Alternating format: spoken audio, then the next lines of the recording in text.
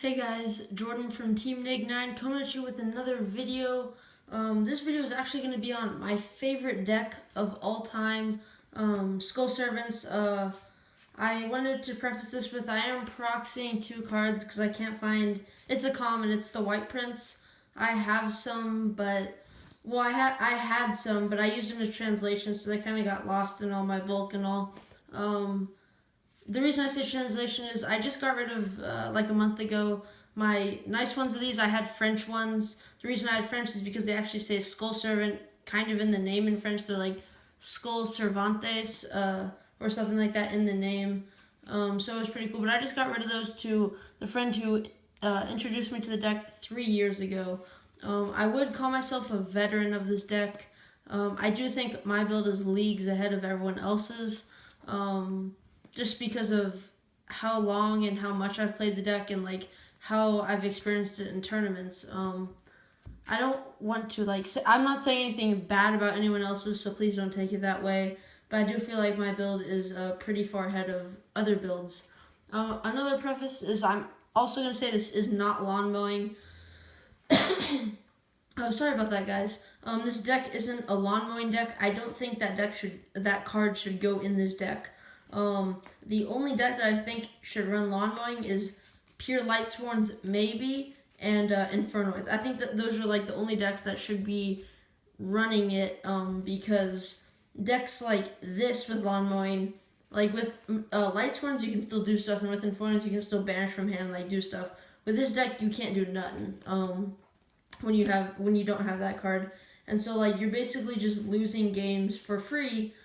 Just because you don't have that card and you have like 3 left arm offering, 3 lawn mowing. Well, yes, you can be like, I play Upstart, blah, blah, blah. Like, I don't think that card, should go in any deck, besides Infernoids and maybe Pure Lightsworn. So I guess I'll hop into the build. First off, of course, you play 3 King of the Skull Servants.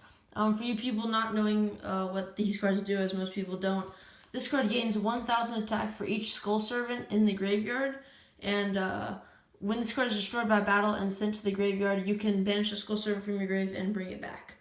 And another thing is, all the Skull Servant archetype cards count as Skull Servant in the grave. So like even all the effect ones, their first effect is when this card is in the graveyard, it's treated as a Skull Servant. So this card can get up to like 15, 16,000. 15, 16, the highest it can be is 17,000 if you have 2 of these in grave and all the rest in grave. It can get pretty big, but the point is, like, you have to kind of use these conservatively because you only have 3, and well, yes, you can either recycle them with Mizuki or with White Mare. You just kind of want to be doing other combo plays with the deck, so you do want to use these kind of conservatively, and kind of bring them out when you've either push through the back row or have like Void Ogre and know like they can't stop you or whatever, whatever it might be. But yeah, this card is I wouldn't say the best card in the deck, but it is the main focus of the deck. The next card we play is 3 White Mare. This is like the recycler, and I guess if you want to call it special summon of the deck. So basically you can discard, well, the first effect, as I said, is this card in the graveyard is treated as Skull Servant, and you can discard this from your hand, return 1 Skull Servant from your banish pile to the graveyard. Just saying, it has to be the normal monster for the return to graveyard, because this counts as Skull Servant banished and in the grave, while all the other ones count as Skull Servant only in the grave. So you guys have to remember that. So you can't like return different things to the grave. You actually have to return the Skull Servant, the actual normal monster. And the second effect is you can send this card from hand to the graveyard, special summon 1 Lady in White or 1 King of the Skull Servants from your banish zone to the field. So it has good effects, like if you have 1 Skull Servant in the grave, you can ditch this, put back 1 Skull Servant, and have 3 in the grave now. It also creates a lot of combo plays with like Levier, especially in the Lady in White. And it is just a really good card in general. It can recycle Kings, can recycle Lady in Whites, creates good Synchro and Exceeds plays. So I think it's a definite 3 of. Sorry about that. You guys can definitely cut this down to 2 in certain builds, either because space or like your main focus is other things like Synchro and Exceeds and like just other priorities rather than summoning King without defense or whatever. So it's definitely cuttable, but I think it should be used at 3. The next card, which is new from Raging Tempest, is White Princess. This is where I got rid of my other stuff, and then I figured out about White Princess, so rip. But when this card is normal special summon, oh, well, I guess I should preface, all of these count as Skull Servant Grave, but I just want to reiterate that this one does as well. It counts as Skull Servant in the graveyard, and when this card is normal special summon, you can send 1 White Prince from your deck to your grave, and I guess we'll go over that in a sec, but basically what White Prince does is it can send 2 more Skull Servants from deck to grave. So with this, it's instant 3 Skull Servants in grave, and its other effect is you contribute this from hand or field.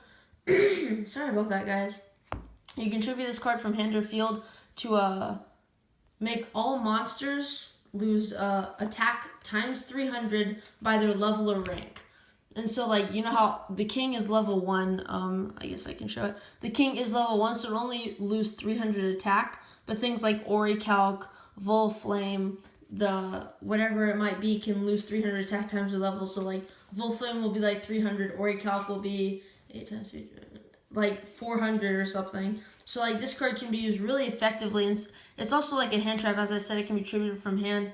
So even if you want to trigger this from hand because you already like normal summon Unizombie, and then make everything that's attacked and summon a king, it can be really detrimental, and it can just push for huge damage as well as just sending 3 basically to the grave. This is a really good card overall. And I guess sorry for the proxies, guys. As I said, can't find the rest because I used to have French ones. But is 3 White Prince. This card is treated as Skull Servant in the grave, and this card is sent from the deck or anywhere to the grave. Basically, you can send a Lady in White and a Skull Servant from deck to grave. As I said, by sending 2, since all these have the effect, this is one that you send, so it counts as Skull Servant, and the Skull Servant is the normal, of course. We'll go over Lady in White in 1 sec. But this card is also level 1, making for rank 1 plays. This can be recycled. It's good synchro material for things, so you can get the send effect and stuff too. So it's still really good. You still have to play 3 since you're playing 3 White Princess, because you just want to maximize the targets. And while yes, you don't want to draw them, I've with the build I'm playing, I've added cards that kind of like reduce the badness, for lack of a better word. Badness not even being a word, but the horrific scenes of drawing these, it kind of reduces that with some other cards. But the next card I play is 3 Skull Servant. This is the normal guy. He's absolutely terrible, but you have to play him. And then on to 3 Lady in White. So this card is treated as a Skull Servant in the grave. Now this card is on the field. Level 3 or lower zombie type monsters cannot be destroyed by battle and are unaffected by the effects of spell and trap cards. Realize that they are unaffected, so like Paleozoics can still activate traps that like target these. Well, yes, they'll be unaffected. They can still like chain the traps in your grave. So like that's kind of something to note. They can still target them and all, but everything in this deck is basically 3 or lower. Sorry about that. It's basically 3 or lower. Even Unizombie, unless you use its effect, which you basically will. But like the point is like you can still summon it and be safe. The only thing this deck has a problem with is monster effects. Like before, like even White Princess came out, you had problems with like Castel. Like that was a huge credit, like rank 4 spam, and you just like they'd Castel and it was terrible. So you kind of have to set up different types of boards now that create more disruption on your opponent's turn, rather than just focus on king, getting out king. So like that's why I said you have to use your kings conservatively, because sometimes you will have to like synchro with them or discard them and things, and stuff, things, whatever, to get certain effects off, and then you have to like figure out ways to recycle them. But that's one of the reasons. I guess that's it for the Skull Servant cards. We'll move these up here. Whoops. And the next is 3 Unizombie. Guess we'll just put this right here. This is the tuner of the deck, basically. Well, one of them. And you can target, basically its effect is you can target 1 monster on the field, discard a card from your hand, it can be any card, and increase a monster's level by 1, even your opponent. So you could like target their BAs and stuff. Note that you can't like target rank like Ixies or anything, because they have a rank, not a level. But yeah, you can target any monster on the field, increase level by 1, and discard a card from hand.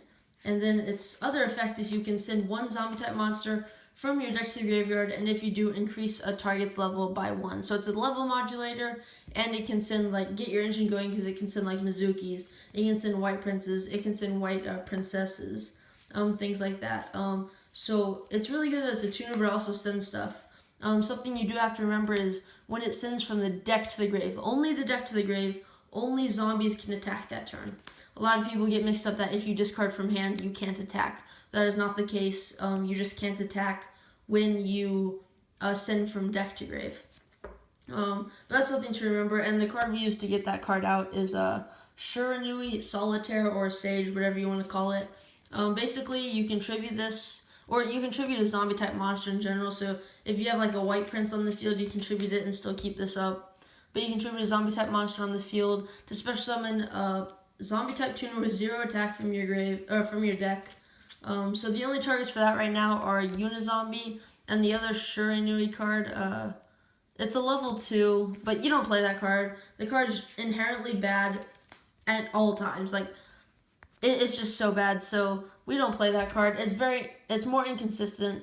And you kind of have to cut inconsistencies in the deck as much as possible because you have like 15 cards that you really don't want to draw. The only one you want to draw is White Princess. So like you literally have 15 cards that you like never want to draw in this deck. So like adding more cards you don't want to draw is just really bad. So we just play these 5. And I guess I should say why I don't play 3 Shiranui Solitaire.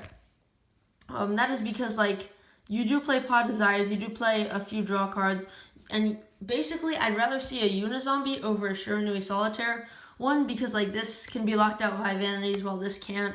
And another thing is like, well, yes, this is deck thinning. This is more dead than just summoning a Unizombie. So again, to reduce the dead cards, like if you draw this without a Unizombie because you've used one and then banish 2 off Pod Desires and draw this, that's really bad. I'd rather like banish these and then like have these. As well as I said, it doesn't get shut down by vanities and it's harder like to lose by traps.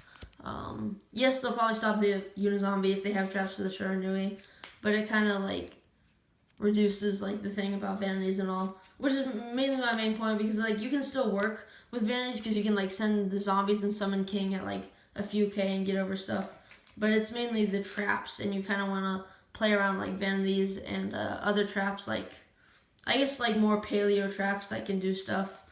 This is just better in general. So yeah, I guess that's it. And I guess why I don't play 3 is I just don't like this card in general. Since you're not playing like the other Shiranui too, it's just kind of less useful, I guess. It has less utility, and Unizombie is the main utility card, which is why I play that. Next up, you play 2 Mizuki. Everyone's like, well, why don't you play 3? Like, the reason for that is the consistency problem. This card is good, but it's not like Necroz of Brionac good. It's not like it does everything for the deck. That's why you play 3 Unizombie, because that can send the zombies, it can send stuff from hand, dead cards, whatever. But like this deck, like has to cut inconsistencies, and cutting this is one. You have Burial, you have Foolish, you have Unizombie, so you can get to it quite fast. But you do want to be conservative with these as well. You want to use them when you're either in desperate need or like you've cleared through back row, or this is to clear through back row to summon a king. So there's like a couple of instances where you need to, but other than that, like you don't really want to use this unless you have like a guaranteed way. Like if you know the Metal Foes, like they use their full Metal Foes, all they have is a combo set. Like it's okay to use these because you know what they have.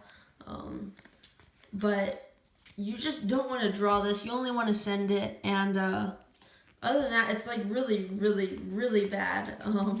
It's literally only good in grave, and Unizombie's like the only way to get there. I guess if you draw it, you have like Twin Twister and stuff, but like it's, as I said, it's not good enough to be played at 3. Like don't get me wrong, it's good. It brings back zombies. You can recycle stuff. Like it's really good, but as I said, it's not like Necroz or Brian that good. That you should play 3 when it was at 3, or you're just losing. Like if you couldn't afford 3, blah blah. Like my point is, it's just not good enough. And the next card, the last monster I play is 3 Blackwing Gofu. this card is really good because in tandem with any of the level 1 Skull Servants, you can make like Stardust Charge or Coil Dragons to have spot removal and free draws in both. Free draws in both and spot removal in one.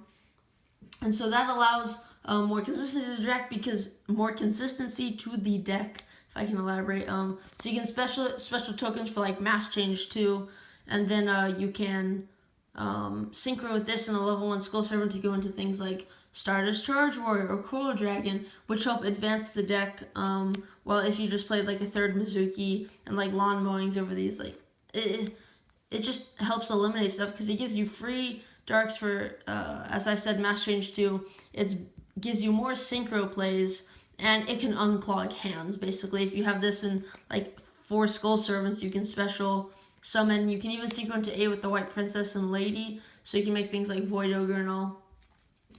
Just gonna say, I do not play Cyframe Lord Omega. Everyone's like, well, that's a good first turn play. If that's all I can make first turn, there's no way I'm winning the game anyway. So I don't play it because like even mid to late game, like you're in the grind game, and while yes you could win, as I said, you want to conserve your kings and Mizukis, which is why you'll win more grind games.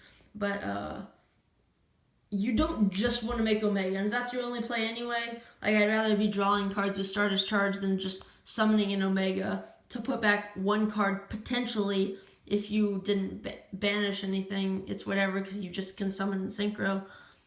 But I'd rather start unclogging my hand to actually play more than just summon an Omega, because you won't win through one Omega now, honestly. Because you'll hit like their barrage and then they'll just summon Momrat or Tenki Momrat, or like they'll have 5 Metal Foes in hand, so it doesn't matter which one you hit for the most part. So it's just like summoning Omega is just really bad. And while yes, you can summon it mid to late game and it helps your grind game, it's like it's just not worth a spot, in my opinion. But yeah, that's it for the monsters. On to the spells. For the draw power, we play 3 Allure of Darkness. I guess this is like kind of self-explanatory. It draws you cards. You do play like 45 or 46 cards in this deck. I'm considering playing 47 and putting in an upstart. Yes, I know that sounds weird. I'll explain it later. But you just need the draw power in this deck, and this can, like, as I said, unclog hands. You need it not because, like, you could even cut these 6 cards and just play, like, 41. But, like, then you can't, like, banish the darks if you need a white mare target or banish things out of your hand to unclog your hand. So it's just, I think these are really necessary. And Pot of Desires, like, you play 18 Skull Servants, so there's not a big chance that you'll banish, like, 10 of them. But I guess you technically could, but you probably would have gotten to other things by then. But you just need the draw power in this deck to either unclog hands or accelerate your deck to get to things like more power cards like Instant Fusion, Mass Change 2, Foolish, and Burial, which are just power cards in this deck. So I definitely think you need all the draw power this deck can get.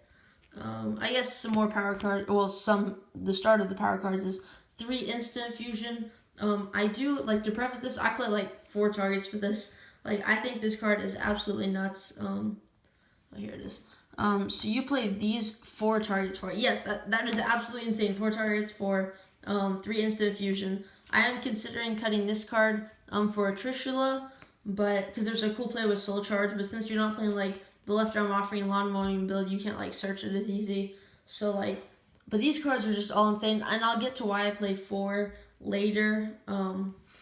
But yeah, but this card is just really good in the deck because it makes big synchro plays, it makes good Xyz plays. It just does a lot for the deck to like accelerate the speed and make bigger boards. The next 2 cards, I guess we'll just put these together, is the discard outlets and power cards in the same thing. So this is more of a power card and discard card because it can make Dark Law and it gets cards out of your hand. So like you can make Void Ogre first turn and then like use this and discard cards to like make sure you can use the Void Ogre and have a Dark Law.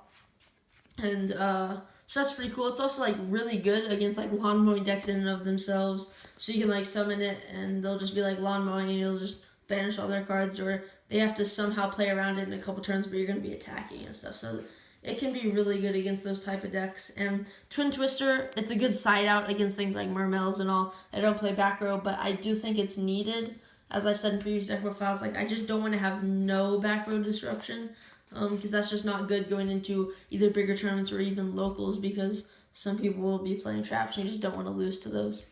And the next 3 cards are just 3 very big power cards: Foolish, Burial, and Soul Charge. This card's insane. Like, there was a big combo with Trish, Unizombie, a card in hand, and Whitemare, and this. So it's basically if you draw 5 and you have Unizombie, Whitemare, and this, and then of course you'll have other cards. You can make Trishula, like a 3 or 4K king, Herald of the Arclight, Lady in White on board, and things like that. So like you can create crazy fields with this. Although I don't play Trishula, you have other things you can synchro to make the same board. And Barrel's just really good because you can recycle Mizuki, Skull Servants, basically anything, and Foolish sends anything in the deck. So I guess that's it for spells. And for the last card in the deck, this card I heard was pretty good. Yes, I finally got a common. Glad to be rid of that super commons. I think you draw more, so that's pretty cool. Before we get into the extra deck, I wanted to say I haven't been able to pick this deck up in highest rarity. So if you guys have any Ultra Skull Servants or any like higher rarity stuff that I don't have, I don't like gold, so please don't hit me up with like gold mass changes and all. But if you guys have any super DT instant fusions and all, I'm willing to do online trades and we can work out who sends first and all. But if you have like any Ultra Skull Servants or foreign Skull Servant stuff, please hit me up.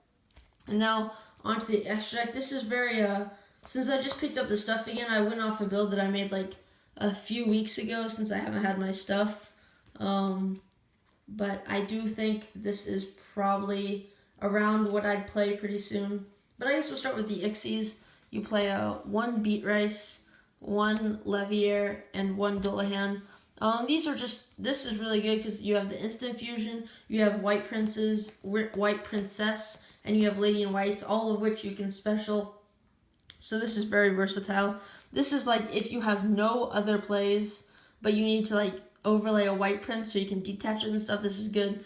And this card, like with like you can like there's some hands that you just have to make this with the Dark Law, but a lot of times you don't want to. But sometimes you just have to make this with the Dark Law. But you can make it with like Stardust Charge, Coral Dragon if they have nothing to pop, and you can't go into like Ultimaya because you don't have any set or spells and traps to set. It's just a good option.